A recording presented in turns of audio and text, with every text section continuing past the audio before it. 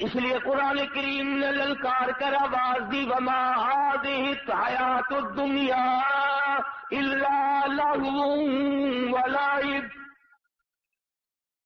اور لوگوں دنیا کی حقیقت کچھ نہیں، دنیا عارضی جگہ ہے، فانی جگہ ہے، ناپائیدار جگہ ہے، بالکل ناپائیدار ہے، نہ باقی رہنے والی ہے۔ تم سے پہلے ہزاروں آئے ہزاروں گئے، کسی کے ساتھ وفا کرنے والی نہیں۔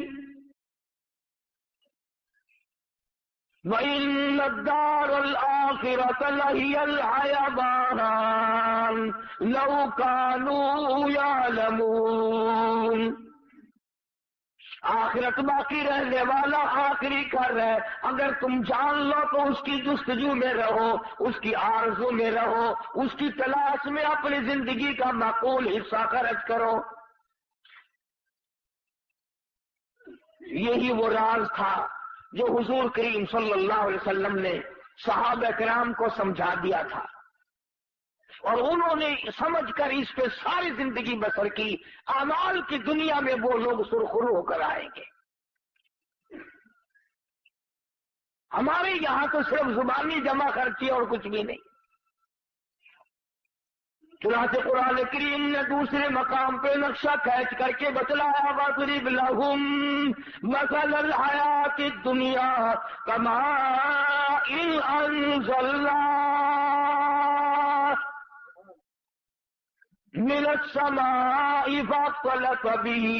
فاختلط به نبات الأرض فأصبح هشيما تذروه الرياح۔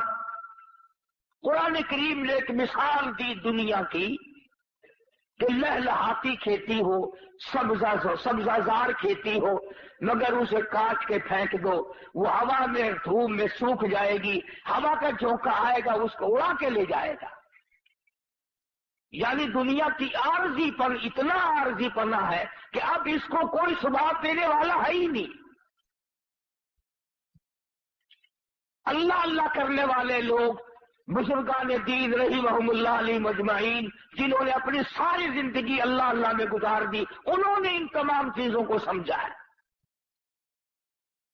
چنانچہ وہ مکان، وہ دکان، وہ لمبی چوڑی بلڈنگوں کے پیچھے کبھی نہیں پڑتے، بلکہ ان کا تو کہنا یہ ہے، اللہ والے کہتے ہیں کہ ہر دن کو اپنے لیے آخری دن سمجھو۔ جب دن نکلے تو یہ خیال کرو کہ میرا یہ آخری دن ہے، کل کس کو آئے گی۔ اور فرمایا ہر رات کو آخری رات سمجھو۔ اور اگر دل اس پر جمتا نہیں، یقین نہیں کرتا، تو جو اماں فوت ہو گئی اسے یاد کر وہ کہاں گئی، جو ابا رخصت ہو گیا اسے یاد کر وہ کہاں گیا، گھر والی دنیا سے رخصت ہو گئی اسے یاد کر ساری زندگی کی رفیق حیات کس طرح پلہ جھاڑ کے چلی گئی۔ اگر وہ سب جا سکتے ہیں تو میرا تیرا یہ ٹھکانہ کیسے بن جائے گا؟ صبح نہیں شام، شام نہیں صبح، آج نہیں تو کل۔ یہ کام تو بھائی جان بننا ہی بننا ہے۔ قرآن کریم نے اسی لیے بار بار فرمایا آپس میں دوڑ لگی ہے مکانوں کی، آپس میں دوڑ لگی ہے دولت اکٹھا کرنے کی، دوڑ لگی ہوئی ہے مکان بڑے سے بڑے بنانے کی، بڑی سے بڑے گھر میں شادی کرنے کی، اور یہ دوڑ آج تک نہیں لوگوں نے لگائی کہ میں کروڑوں سال قبر کی زندگی جو بسر کروں گا اس کا میرے پاس کیا انتظام ہے۔ تانبے والی زمین ہو، سورج آسمان سے نکل کر سر پہ آ کے کھڑا ہو جائے، اس وقت کے بچاؤ کی کیا صورت ہے؟ ایک بات یاد دلاؤں جو قرآن کریم آپ کو یاد دلانا چاہتا ہے، یہ جو دل میں ہے نا، اور جی ہم تو حضور کریم صلی اللہ علیہ وسلم کے امتی ہیں، سبحان اللہ سبحان اللہ، اتنے بڑے نبی کے امتیوں کو جہنم میں کون جانے دے گا بھائی؟ میں تجھے بتلاؤں، غلام ہے مدنی کریم صلی اللہ تعالی علیہ وسلم کا، سامان بھی حضور کا، غلام بھی حضور کا، چاچی بھی حضور کی، غلام بھی سرکار مدینہ صلی اللہ علیہ وسلم کا ہے، سامان بھی حضور کریم صلی اللہ علیہ وسلم کا ہے، اونٹنی اور ڈاچی بھی حضور کی ہے، سامان درست کر رہا تھا، سامان لاد رہا تھا، سامان ٹھیک کر رہا تھا، دشمن کی طرف سے تیر آیا، اس کے سینے میں لگا، وہ فوراً اسی وقت بیچارہ رخصت ہو گیا، صحابہ دوڑے، جنتی جنتی جنتی، غلام ہے کالی کملی والے کا، ہم تو نام کے ہیں نا، وہ اصلی غلام تھا حضور کا، اور سامان بھی حضور کا اٹھا رکھا تھا اس نے، اور حضور ہی کی اونٹلی پہ لاد رہا تھا۔ اندازہ لگا غلام بھی کالی کملی والے کا ہو، سامان بھی حضور کا ہو، لاچی بھی حضور کی ہو، صحابہ کہتے ہیں جنتی جنتی جنتی، آپ تشریف لے آئے، فرمایا ہوا فی النار،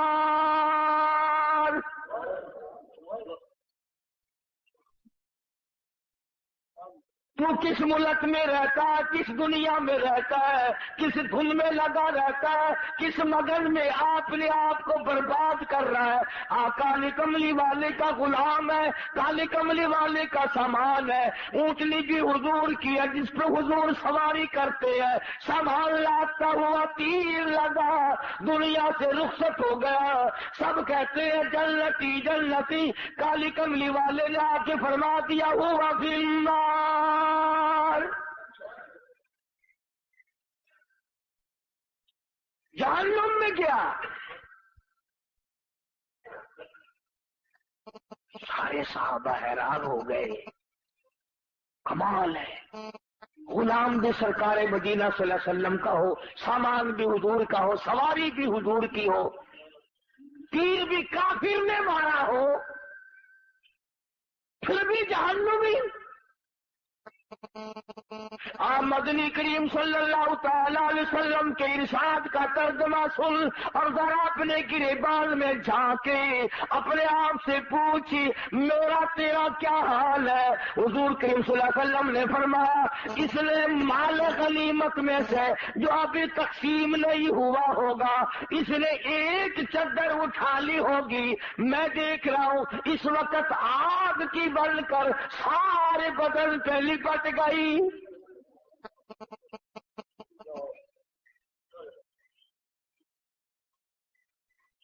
یہ بات نہیں کہ آج ہی اس نے یہ کام کیا ہے، نہ جانے کس جنگ کے موقع پہ کیا ہوگا۔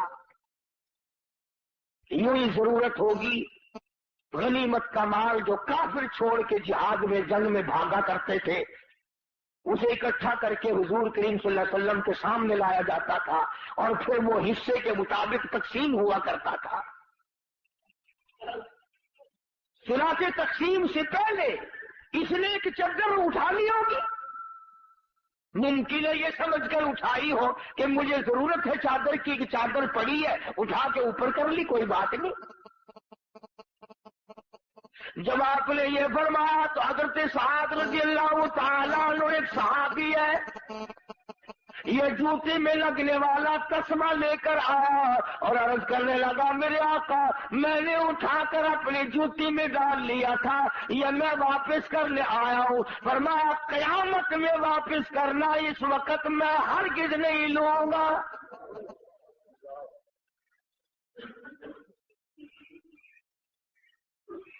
یہ جو ہم رات دن دغا بازی، فریب بازی، جھوٹ بولنا، بدماشی کرنا اور اپنے آپ کو لین لاڈ بنانے کی جو فکر لگی ہوئی ہے، اس کا ذرا انجام تو دیکھنا بنے گا کیا۔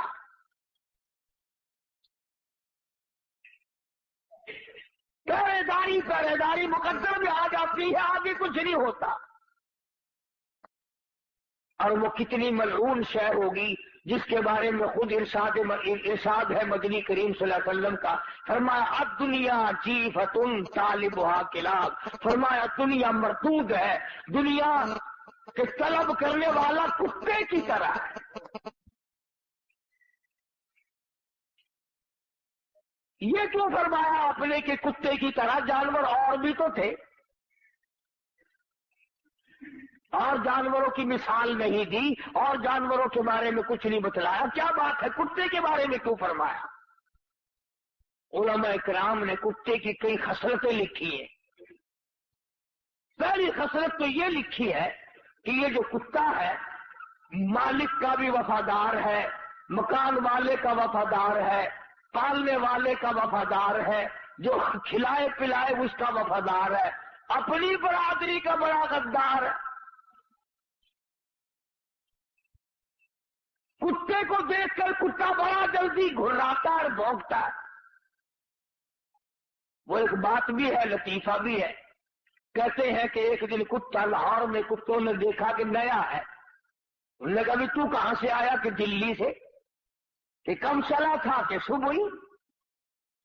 انہوں نے کہا جھوٹ نہ بول، دن کے دن کیسے آ گیا؟ وہ کہنے لگا میں اپنی مرضی سے تھوڑے ہی آیا ہوں، 10-20 میل تک جہاں سے گزرانا وہ کتے میرے پیچھے لگے، برادری کی مہربانی سے آیا ہوں، میرے پیر ہی نہیں لگنے دیے کسی نے، مجھے تو 20 میل پہنچا کے گئے۔ تو سب سے بڑی جو حضور کریم صلی اللہ علیہ وسلم نے کے فرمان کی اندر حکمت ہے، علماء نے لکھا ہے، وہ یہ ہے کہ کتے کی یہ عادت ہے کہ اپنے کو دیکھ کر کے بھونکے گا اور غیر کو دیکھ کے جھکے گا۔ آج ہماری یہی عادت ہے، کافر کے مقابلے میں لے جاؤ جھک جائے گا، یہودی کے مقابلے میں جھک جائے گا، عیسائی کے مقابلے میں جھک جائے گا، مشرک کے مقابلے میں جھک جائے گا، اپنے مسلمان کے سامنے ہر وقت اکڑا رہے گا۔ گویا وہی کتے والی خصلت آ گئی۔ اور دوسری خصلت علماء کرام نے لکھی ہے کہ کتے کی یہ عادت ہے، اسی لیے تو حضور نے ملعون فرمایا دنیا کو اور طلب کرنے والے کو کتا فرمایا۔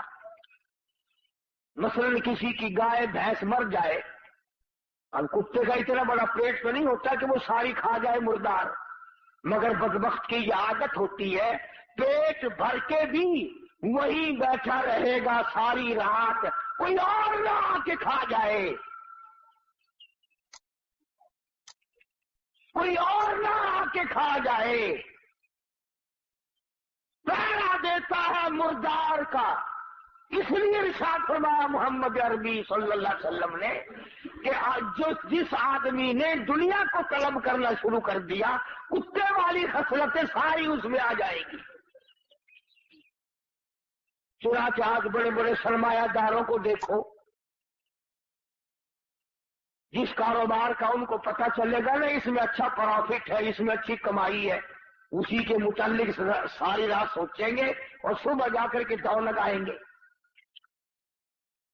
قناعت نہیں رہتی، صبر نہیں رہتا، ضبط نہیں رہتا۔ میرے علم میں ہے ایسے ایسے لوگ کہ ایک لڑکا ہے اور دکانوں کی فکر پڑی ہوئی ہے 8 کی، اور یہ بھی معلوم ہے کہ جھگڑے کا زمانہ ہے، اور یہ بھی پتا ہے کہ ملازم کما کے نہیں دیتے اس زمانے میں، پھر بھی نیت نہیں بھرتی، پیٹ نہیں بھرتا، تسلی نہیں ہوتی، اطمینان نہیں ہوتا، سکون نہیں ہوتا، طبیعت میں یہ بات آنے کے لیے تیار نہیں کہ بس بہت ہے، اللہ اسی پر گزارا کر دے گا۔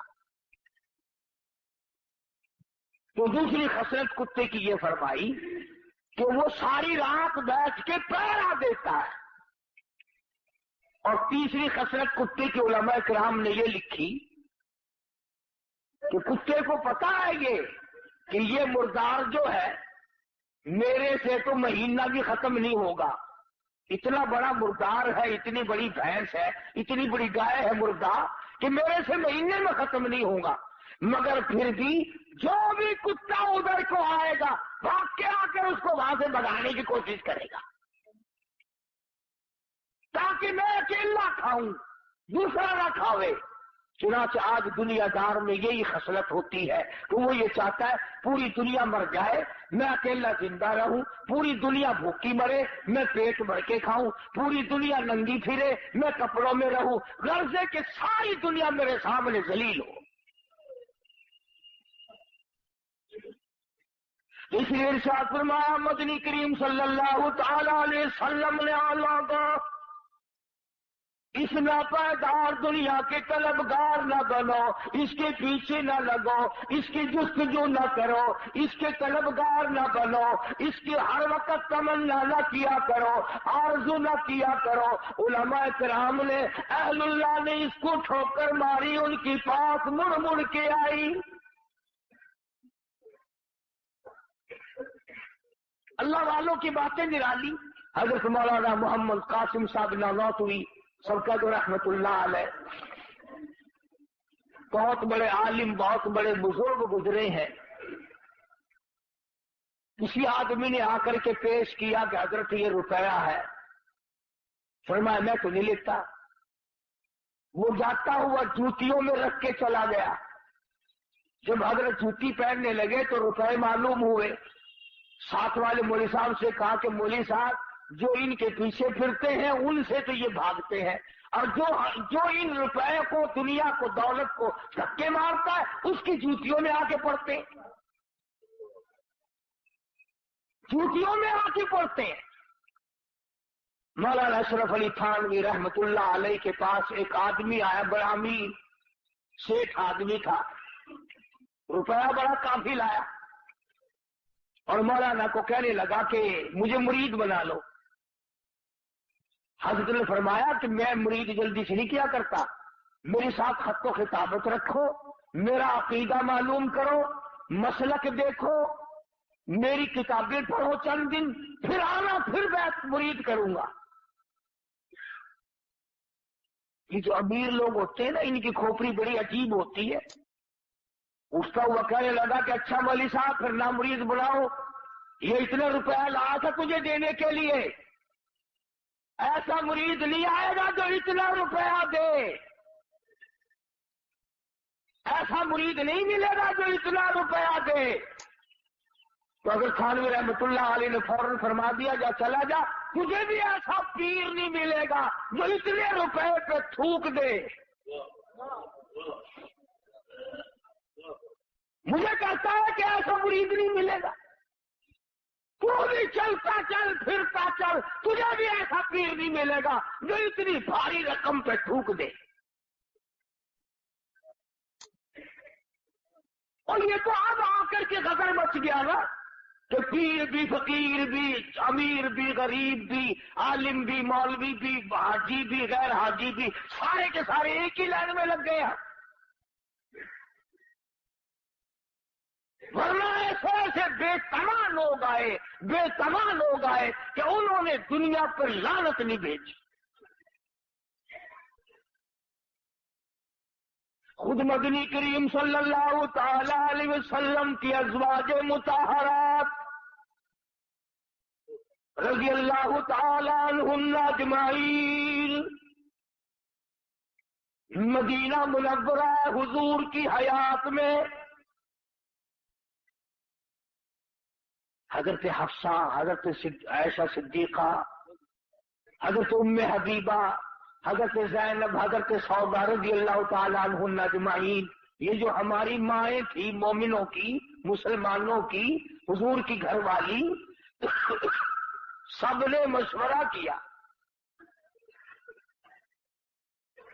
مشورہ کیا، اور کیسے مشورہ نہ کرتی؟ حضرت عائشہ رضی اللہ تعالیٰ عنہ فرماتی ہیں کہ مجھے کئی مرتبہ کئی مہینے تک ایک پانی کا پیالہ اور ایک کھجور کا دانہ ملا کرتا تھا خوراک کے طور پر، ایک کھجور کا دانہ۔ خوراک دیکھو پیغمبر کی گھر والیوں کی، اتنا ہی اللہ نے دیا ہے، ایک کھجور کا دانہ، ایک پانی کا پیالہ۔ पानी भी रज के नहीं। ये सब ने ये मशवरा किया कि अब तो फतूहात अच्छी बढ़ गई है, मदीने के लोग अच्छे खासे अब खाते पीते हैं, हम तंगी कब तक गुजारेंगे। अंदाजा लगा हमारी माँ ने के खजूर पे 24 घंटे गुजार दिए और यहाँ घड़ी घड़ी फ्रूट खाना, और ये वो खा के भी अपने आप को यूं नहीं कहते कि हमने खाया है।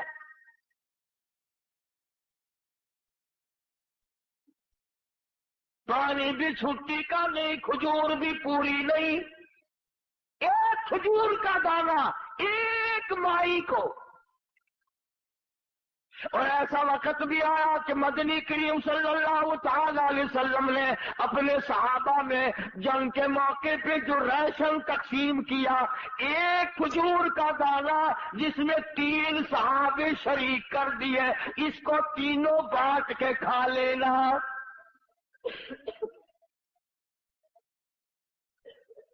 एक खजूर का दाना,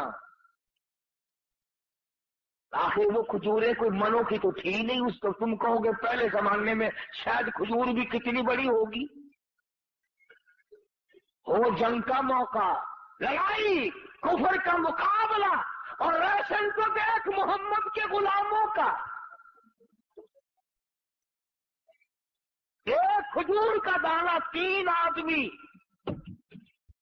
और उन्होंने कभी ये एतराज नहीं किया कि यार लड़ने के लिए तो हमें ले आते हैं, कुछ खाने को भी तो दे भाई।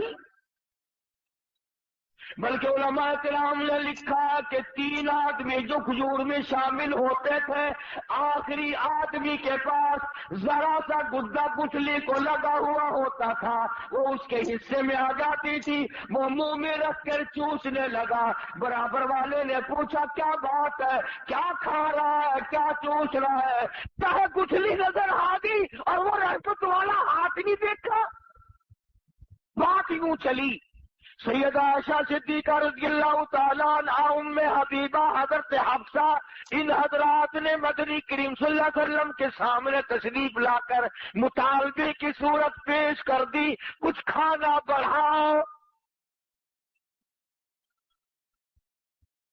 क्यों भाई, ये कोई कुफर तो नहीं कि कोई मुलाजिम या औलाद या बीवी ये कहे कि देखो मेरा पेट नहीं भरता और अब तो तेरी हालत अच्छी है, कुछ बढ़ाओ हमारा खाना। पैगंबर की घरवालियां हैं, मोमिनों की अम्मा है, और भूख का ये आलम है, और अगर अर्ज कर दिया तो सरकार मदीना सल्लल्लाहु अलैहि वसल्लम नाराज हो गए। फरमाया तुमने तो मेरा पेट नहीं भरता और अब तो तेरी हालत अच्छी है, कुछ बढ़ाओ हमारा खाना। पैगंबर की घरवालियां है, मोमिनों की अम्मा है, और भूख का ये आलम है, और अगर अर्ज कर दिया तो सरकार मदीना सल्लल्लाहु अलैहि वसल्लम नाराज हो गए। फरमाया तुमने क्यों तमन्ना की दुनिया की, क्यों आरज़ू की, क्यों हसरत की। इतने नाराज हुए कि तमाम घरों में जाना छोड़ दिया, अलहदा हो बैठे। अब कब दिल में ये ना सोच लेना कि नबी करीम सल्लल्लाहु अलैहि वसल्लम ने बुरा किया, ईमान की रत्ती नहीं रहने की। आप और मैं क्या जाने बुरा क्या होता है, अच्छा क्या होता है।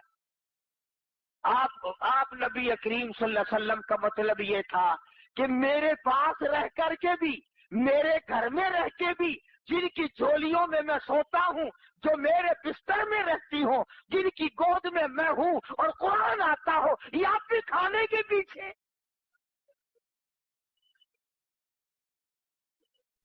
पहले तो अल्लाह के रसूल नाराज हुए, इसलिए कुरान करीम ने आवाज दी, कुल अतीउल्लाह वर रसूल फ़इन तवल्लौ फ़इन्नल्लाह ला युहिब्बुल काफ़िरीन।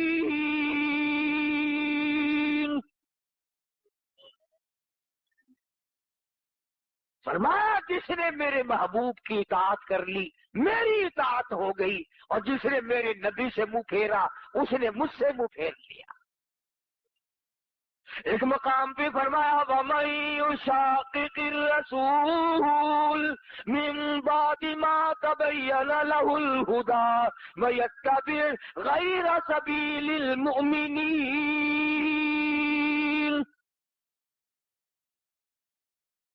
جس نے میرے نبی کریم صلی اللہ علیہ وسلم کے راستے بتائے ہوئے کے علاوہ کوئی راستہ ڈھونڈا، تلاش کیا، نولیہ ما تولا، ہم بھی اس کو پرے کو دھکا دے دیں گے، ونصلہ جہنم وساءت مصیرا۔ تو مدنی کریم صلی اللہ علیہ وسلم اپنی گھر والیوں سے ناراض ہو گئے، تم نے کیوں مطالبہ کیا روٹی کا، کیوں مطالبہ کیا کپڑے کا کہ اس میں فراخی ہونی چاہیے، اور جب رسول ناراض ہو گئے تو اللہ بھی ناراض ہو گیا۔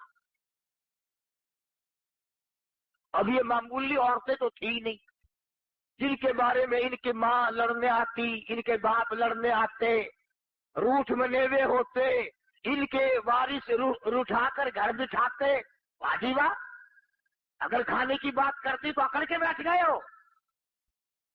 اللہ پاک نے آواز دی یا ایھا النبی قل لازواجک ان کنتن تردن الحیاۃ الدنیا وزینتہا فتعالین امتعکن واسرحکن سراحا جمیلا۔ کیا دھمکی دی ہے پروردگار عالم نے، کتنی زبردست دھمکی ہے، ڈانٹ ہے۔ کوئی لحاظ نہیں اس بات کا کہ یہ سیدہ حفصہ ہے، فاروق اعظم کی بیٹی ہے، یہ عائشہ صدیقہ ہے، ابو بکر کی بیٹی ہے، یہ فلاں کی بہن ہے، یہ فلاں کی گھر وال، اس بات کا لحاظ نہیں کیا اللہ پاک نے۔ فرمایا بات سنو،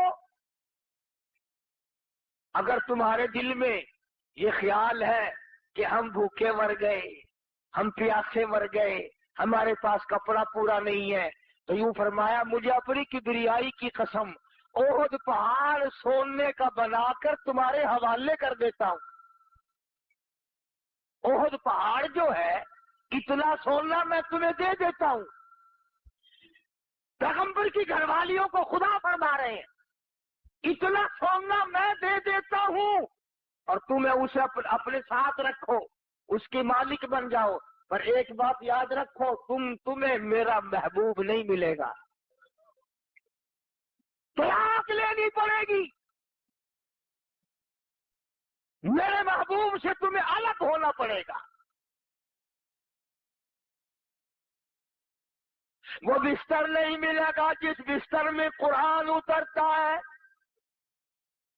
وہ گھر نہیں ملے گا جس گھر کی غلامی جبریل کرتا ہے۔ اب نعوذ باللہ وہ دنیا دار تو تھی نہیں،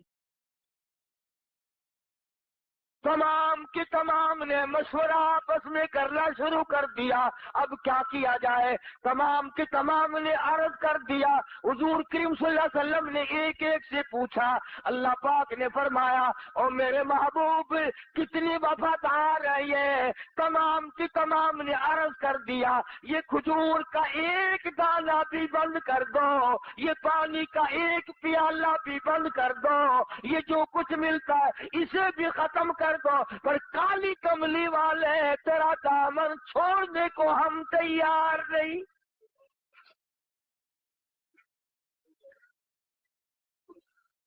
اور معافی طلب کی ہے حضور کریم صلی اللہ علیہ وسلم سے۔ اس لیے یہ بات میں نے عرض کی کہ ہم لوگ اس چکر میں پڑے رہتے ہیں، یہ بھی جائز ہے، یہ بھی جائز ہے، یوں بھی آدمی کما سکتا ہے، یوں بھی آدمی دھن دولت اکٹھا کر سکتا ہے۔ ارے 3 قسمیں ہیں مال کی، علماء کرام نے لکھا کہ جنت کے دروازے پہ 3 سطریں لکھی ہوئی ملیں گی، وہی تو دیکھے گا جو جنت کے دروازے پہ جائے گا، اور جس کو جنت کی ہوائی نصیب نہیں ہونی وہ ادھر لینے کیا جائے گا۔ اور کون آنے دے ادھر اسے بھائی؟ وہ ان کی تو جب پٹائی ہوگی، مار پڑے گی، آواز آئے گی حتی اذا جاؤہا فتحت ابوابہا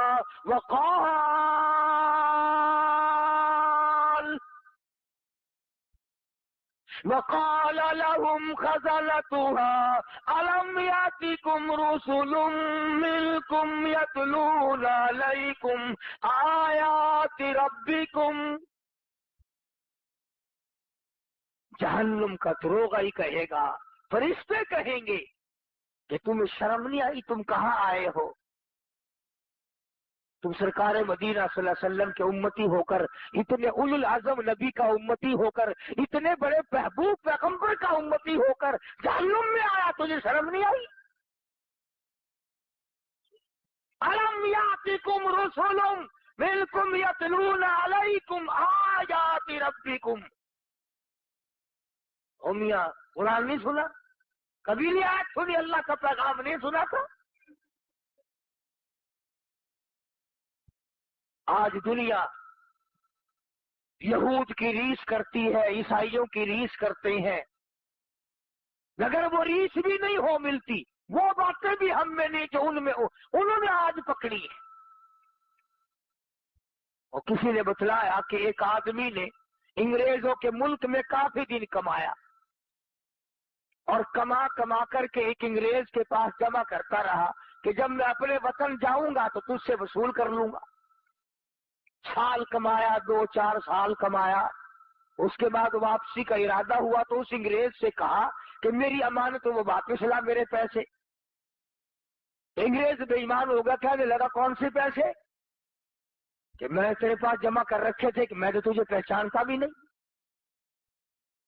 اس نے بڑا سمجھایا کہ دیکھو میں نے پردیس کاٹا ہے، بیوی بچوں سے دور رہا ہوں، بڑی دقت اٹھائی ہے، تکلیف برداشت کی ہے، میری رقم دے دے۔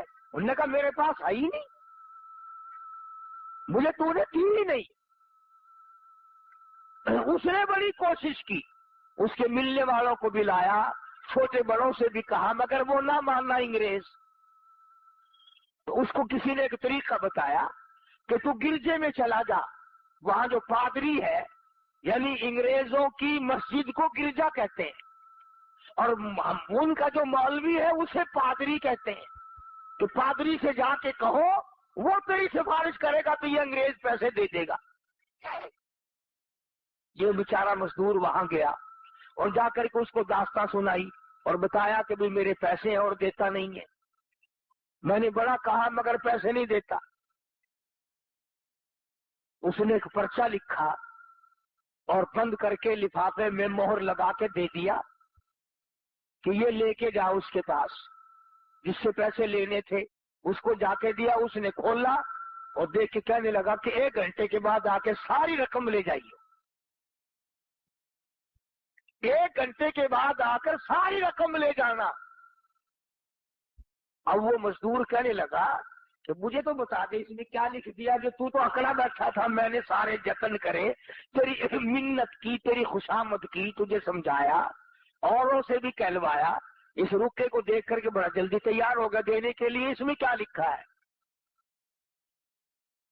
کہنے لگا اس میں یہ لکھا ہے کہ تو مسلمان کب سے بن گیا، تو مسلمان کب سے ہو گیا، یہ تو مسلمانوں کا کام ہے لے کے نہ دینا، میں تو تجھے پکا عیسائی سمجھتا ہوں، تو مجھے لکھ کر جواب دے یا اس کی رقم ادا کر کہ تو مسلمان کب سے بن گیا۔ جو دوسرے کا مال کھا کر اب انکار کرتا تو میں نے دینا ہی نہیں۔ ہمیں صبح پڑتا ہے کہ تو مسلمان بن گیا، اگر انگریز ہوتا یہ بات کبھی نہ کرتا۔ چنانچہ آج تیری دوا کا اعتبار نہیں، تیرے بنائے ہوئے پیکنگ کا اعتبار نہیں، تیری کوئی چیز بند کی ہوئی کا اعتبار نہیں۔ کلمہ پڑھنے والے اور سونے سائی دے امتی، تیرے ہاتھ کی بنی ہوئی چیز 4 آنے میں نہیں کوئی خریدتا، انگریز کے ہاتھ کی بنائی ہوئی چیز 10 روپے میں خرید لیتا ہے۔ کافر کا یقین ہے، تیرا یقین نہیں، کیوں؟ کیا وجہ ہے؟ اس لیے کہ تو دنیا کے پیچھے لگ گیا، تو نے قبر بھلائی، تو نے حشر بھلایا، تو نے پلسرات بھلائی، تو نے موت بھلائی، تو نے بڑے چھوٹوں کو جنازے بھلائے، تو نے قبرستان میں جا کے کبھی دیکھا نہیں کہ کتنے لوگ تھے، آباد تھے، آج برباد ہوئے پڑے۔ تو ہم لوگ اپنی کتنے دن کی زندگی ہے، اس قدر حرام خوری کر رہے ہیں لوگ جس کی انتہا نہیں۔ ملازم بعد نہیں آتا، مزدور بعد نہیں آتا، مولوی بعد نہیں آتا، اگر جہاں تک اس کی چلتی ہے وہ بھی کرتا ہے۔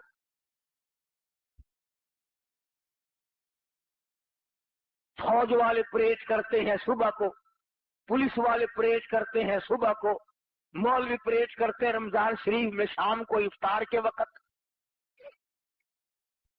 روزہ کھلنے سے پہلے کبھی دیکھا تو کرو مولویوں کی چال کیسے بھاگتے ہیں۔ پکوڑوں کی پلیٹ حجرے میں رکھ کے دیا، پھر ایک بچی آ گئی حلوہ لے کے، پھر بھاگا، پھر دوسری آ گئی سوئی لے کے۔ نہ اسے یہ یاد رہتا مجھے روزہ لگا ہوا ہے، نہ بیٹھ کے دعا یاد مانگنا، نہ پڑھنا، وہ لیفٹ رائٹ کرتے کرتے ہی روزہ کھل جاتا ہے۔ تماشا دیکھا گئے ہم کہاں؟ اور اگر یہ یقین ہو جائے کہ مجھے اللہ پاک نے جو کھلانا ہے وہ ملے گا ملے گا ملے گا۔ اب منہ سے تو آپ بھی کہتے ہیں، میں بھی کہتا ہوں، پر اندر سے یقین کوئی نہیں۔ اندر سے یقین بنے نا پھر بات بنتی ہے اصل میں۔ دل کی گہرائیوں میں یہ بات پیدا ہو پھر یہ بات بنتی ہے۔ نخت الیمن ایک عربی درس کی کتاب ہے، مدارس میں پڑھائی جاتی ہے، ہم نے بھی بچپن میں پڑھی تھی۔ اس میں ایک واقعہ لکھا تھا کہ ایک آدمی پہاڑ کی ایک غار میں رہتا تھا، اللہ اللہ کیا کرتا تھا، عبادت کیا کرتا تھا، شبیدار آدمی تھا، وہی رہتا تھا، جنت سے کھانا آتا تھا وہ کھایا کرتا تھا۔ ایک مرتبہ 3 دن تک نہ ملا، نہیں آیا، اللہ میاں نے آزما لیا، بس نیچے اترا اور بستی میں آیا اور سوال کر دیا ایک گھر پہ کہ اللہ نام پہ روٹی دو۔ انہوں نے 3 روٹیاں دے دی۔ یہ لے کے چلا کہ کافی ہیں 3 روٹیاں، تو جس گھر سے روٹی ملی تھی انہی کا کتا پیچھے لگ گیا فقیر کے، اور قریب تھا کہ اسے کاٹ کھائے۔ آپ اتنے سمجھا 2 روٹی کافی ہے، 1 روٹی پھینک دوں یہ اس میں لگ جائے گا، کتا اس میں مشغول ہو جائے گا، میں نکل جاؤں گا۔ انہوں نے روٹی پھینک دی، کتے نے روٹی کھا لی، اور 1 روٹی کھا کر کے پھر پیچھے پیچھے لگ لیا۔ آپ نے سوچا ایک ہی کافی ہے، پھاڑ نہ کھائے کاٹ نہ کھائے کتا، دوسری پھینک دی۔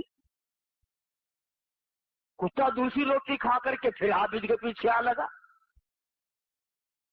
عابد نے سوچا وہ ایسی روٹی سے تو یوں ہی بھلے، یہ پیچھے لگ گیا کتا کاٹ کھانے کو، وہ تیسری بھی پھینک دی۔ کتا تیسری کھا کر کے پھر پیچھے پیچھے۔ اب عابد کو غصہ لگا اور عربی زبان میں کہنے لگا ما دیم الحیا، وہ بغیرت کمینے، شرم کر، جس مکان کی چوکھٹ پہ تو پڑا رہتا ہے، 3 روٹیاں دی تھی انہوں نے مجھے، تینوں کھا لی پھر میرے پیچھے، میں نے تجھے تینوں ڈال دی، وہ تینوں کی تینوں کھا کر پھر میرے پیچھے لگا ہوا ہے، تجھے شرم نہیں آئی؟ تو یوں لکھا تھا اس کتاب میں کہ اللہ پاک نے کتے کو زبان دی اور کہنے لگا بیٹھ کے فیصلہ کرو تم بے غیرت ہو یا میں بے غیرت ہوں، فیصلہ کرو بیٹھ کے۔ اور کتا کہنے لگا رب مالک، رب کائنات کی قسم ہے، بعد مرتبہ اس چوکٹ پہ جس پہ میں پڑا ہوں 8 دن تک ٹکڑا نہیں ملتا، پر مجھ سے قسم لے لے کس در کے سوا کبھی دوسرا دروازہ جا کے نہیں دیکھا۔ اور میں تو پھر بھی کتا ہوں، جناب تو عابد ہیں، ان پہ آ کے ماتھا رگڑا، خود میں کمینہ ہوں یا تو کمینہ ہے؟ آج ذکر رہا تھا کہ ہم لوگ اپنے آپ کو ہوشیار، دانا، بینا، بڑا چلاک، چست سمجھ کر کام کر رہے ہیں، حالانکہ چلاکی وہاں کسی کی نہیں چلتی۔ جو خدائی نظام ہے اس میں چلاکی نہیں، عاجزی تو کام دیتی ہے، چلاکی کام نہیں دیتی۔ کتنا بڑا جرم ہو، کتنا ہی بڑا عظیم گناہ ہو، عاجزی کر، مالک کو رحم آئے گا، ترس آئے گا۔ چنانچہ واقعات کی دنیا میں آج بات کر رہا ہوں، لکھا ہے کہ ایک آدمی کی موت آنے لگی، اسے کچھ احساس ہوا کہ میری موت قریب ہے، رو پڑا، رویا اور کہنے لگا لوگوں میری آٹا لاؤ، آٹا لاؤ۔ انہوں نے کہا کیوں، کیا کرے آٹے کا، کیا کرے گا؟ کہنے لگا میری داڑھی پہ آٹا مل دو۔ نوجوان آدمی تھا، کہنے لگا میری داڑھی پہ آٹا مل دو، سفید کر دو اسے۔ کسی نے پوچھا کیوں؟ کہنے لگا میں نے سنا ہے ہمارے نبی نے فرمایا کہ اللہ پاک سفید داڑھی والے سے حیا کرتا ہے، میری سفید داڑھی کر دو، شاید میرا کام مل جائے، رب العالمین میری داڑھی کا لحاظ کر کے مجھے معاف کر دے۔ علماء نے لکھا ہے کہ مرنے کے بعد کسی نے خواب میں دیکھا تو پوچھا بتا کیا گزری؟ کہنے لگا بنایا تو میں نے ہیلا تھا پر کام آ گیا، بنایا تو میں نے ہیلا وسیلہ تھا پر کام آ گیا۔ کیسے؟ کہ اللہ پاک نے یوں فرما دیا کہ جا میں نے تجھے معاف کر دیا، تو نے کیا تو ہیلا پر کیا تو مجھ سے ڈر کے ہے، کیا تو میرا خوف کھا کر، کیا تو مجھ سے ڈر کر، کیا تو میرے سامنے جھک کر، جا میں نے تیرا ہیلا ہی قبول کر لیا۔ تو میں یہ عرض کر رہا تھا کہ ہوشیاری میں قدم نہ رکھو، اپنے آپ کو جوان چلاک نہ بناؤ، عاجزی کر، وہ رب ہے تو بندہ ہے، وہ مالک ہے تو مملوک ہے، وہ چاہے تو کھلائے، وہ چاہے تو نہ کھانے دے۔ ہم نے بڑے بڑوں کو بھوکے مرتے دیکھا، بھوکا مرنے کا یہ مطلب نہیں کہ غریب ہو جائے گا، گھر میں دھن دولت، کھانا پینا، پھل فروٹ، گوشت سب کچھ ہے، مگر ڈاکٹریا تو بچ جائے گا۔ اب رو رہا ہے، گھر والی وہ کہتا ہے اتنا سا ٹکڑا دے دے، انہوں نے کہا نہیں اور سب کچھ ملے گا، ڈاکٹر نے منع کر رکھا ہے۔ انہوں نے کہا میں مر رہا ہوں کہ مر، کئی لوگ یوں ہی مر جاتے ہیں۔ تو جس کو خدا نے بھوکا رکھ کے مارنا ہے وہ ہر حال میں بھوکا مرے گا، اور جس کو پروردگار عالم نے قرآن نورانی موت دینی ہے۔ تو میں عرض کر رہا تھا کہ یہ دنیا جس کو ہم نے اپنا اوڑھنا بچھونا بنایا ہوا ہے، جس کو ہم نے اپنی زندگی کا حاصل بنایا ہوا ہے، جس کو ہم نے اپنی زندگی کا مقصد بنایا ہوا ہے، ساری زندگی کا مطمع نظر بنایا ہوا ہے، یہ وہ دنیا ہے جس کو قرآن کہتا ہے الا لہو و لعب، یہ کھیل اور تماشا ہے، یہ کھیل اور تماشا ہے، نہ تماشا رہے گا نہ تماشے والے رہیں گے۔ فرمایا وَإِنَّ الدَّارَ الْآخِرَةَ لَهِيَ الْحَيَوَانُ لَوْ كَانُوا يَعْلَمُونَ۔ آخرت باقی رہنے والی ہے، اس کی نعمتیں باقی رہنے والی ہیں، اس کا نظام سارا باقی رہنے والا ہے۔ اس لیے اللہ پاک مجھے اور آپ سب کو آخرت کا فکر نصیب فرمائے، اور یہ دعا ہر وقت کیا کرو، یا اللہ مرتے وقت کسی کا لینا دینا ہمارے ذمہ نہ رہے، اور تمنا بھی کرو، اس کی کوشش بھی کرو، اللہ پاک عمل کی توفیق عطا فرمائے۔ وآخر دعوانا ان الحمدللہ رب العالمین۔